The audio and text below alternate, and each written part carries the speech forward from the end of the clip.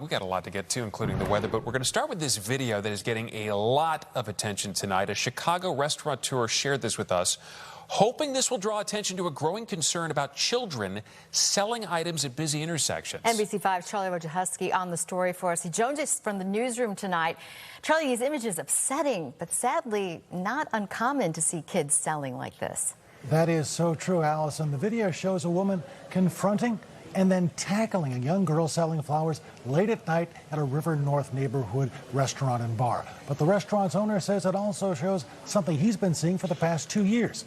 Young children on the streets of Chicago selling flowers and other things with no parents around, putting themselves at risk.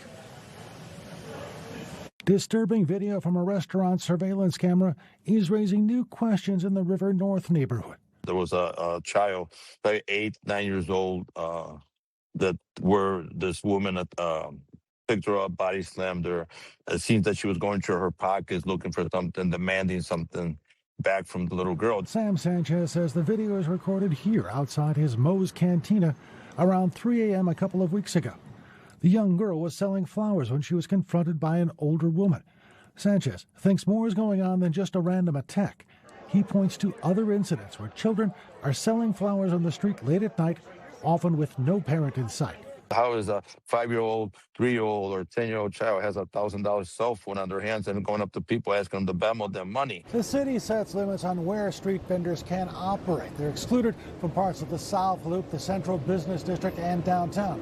River North is not one of those areas. It really is an issue that we don't bring up as much, but it does affect a lot of our vendors. Maria Orozco's organization represents about 6,000 street vendors. Of course, there's always those concerns. They shouldn't be out. They should always be with parents, of course, and they shouldn't be selling if they're under the age of 18, especially by themselves in a crowd where there's a lot of people maybe under the influence. Still, downtown residents say the sight of kids selling flowers late at night is not uncommon. I thought they sell their flowers, they sell their candies, and it's just, calm like that. I wouldn't think anybody would have a reason to attack them. Sanchez says he has met with alders about the child vending issue and hopes this video will prompt the city to do something to protect them. We're asking the city. This is not a political thing. It is a child safety issue. Now, we have reached out to the Chicago Police Department. The people involved in the video have not been identified and no charges have been filed. They are, however, investigating this incident.